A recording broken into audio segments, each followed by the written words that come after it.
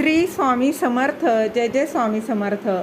माझ्या स्वामी कृपा चॅनलमध्ये सर्वांना नमस्कार. रक्षाबंधनाच्या दिवशी भावानं बहिणीच्या घरी का जाऊ नये याच्या मागे पौराणिक कथा काय आहे त्याचीच माहिती या व्हिडिओत मी तुमच्यासोबत शेअर करणार आहे. बहीण भाऊ ज्या दिवसाची आतुरतेने वाट पाहतात तो दिवस म्हणजे रक्षाबंधन. यंदा यावर्षी रक्षाबंधनाचा सण हा उद्या म्हणजेच 28 ऑगस्ट रोजी साजरा केला जाणार आहोत. आपण पाहतो दरवर्षी बहिणी आपल्या भावाच्या घरी येतात आणि त्यांना राखी बांधतात आणि त्यांच्या सुख समृद्धीची कामना करतात.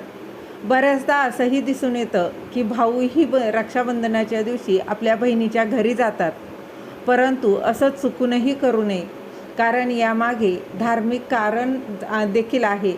तर ते ऐकून तुम्हीही आश्चर्यचकित व्हाल. तर बघा काय नक्की कारण आहे तेच जाणून घेऊया.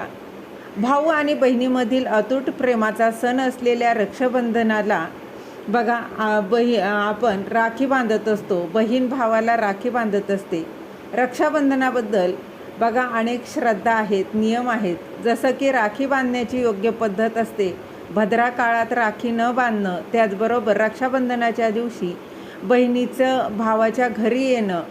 तर बघा अशी बरीचशी कारणं आहे, परंतु तसं पाहायला गेलं तर अनेक वेळा विविध कारणांमुळे बहीण तिच्या बघा पालकांच्या म्हणजेच माहेरी घरी येऊ शकत नाही. म्हणून रक्षाबंधनाच्या दिवशी भाऊ बहिणीच्या घरी राखी बांधण्यासाठी जातो. तर शास्त्रानुसार पाहायला गेलं तर असं चुकूनही करू नये, कारण यामागे नक्की काय कारण आहे तर नक्की ऐका. रक्षाबंधनाच्या सणाशी संबंधित एक पौराणिक कथा आहे, तर ती थोडक्यात जाणून घेऊया. की त्यानुसार एकदा राक्षस राजा बळीने भगवान विष्णूंना प्रसन्न केलं होतं आणि त्यांच्याकडून अमरत्वाचं वरदान मिळवलं होतं, ज्यामुळे सर्व देवदेवतांना काळजी वाटली की राजा बळी त्याचा गैरवापर करेल. मग देवतांनी भगवान विष्णूंना त्यांची चिंता व्यक्त केली. मग भगवान विष्णूने राजा बळीचा अभिमान मोडण्यासाठी वामनाचं रूप धारण केलं आणि राजा बळीकडून भिक्षा म्हणून 3 पावलं जमीन मागितली.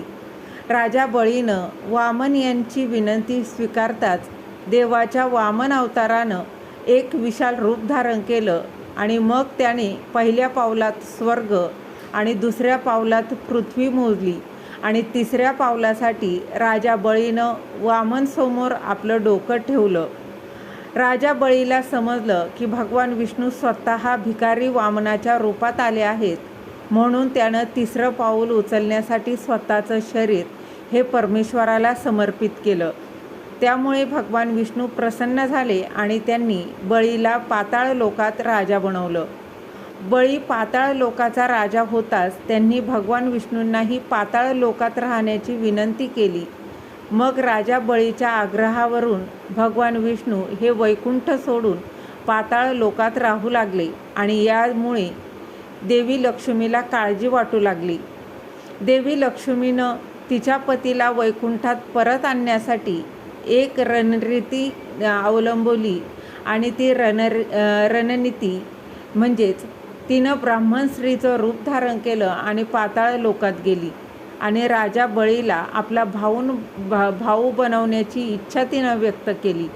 राजा बळीनं आनंदाने तिची इच्छा मान्य केली आणि आई लक्ष्मीने बालीच्या मनगटावर राखी बांधताच तिनं राजा बळीला तिचा पती विष्णूला परत पाठवण्याचं सांगितलं.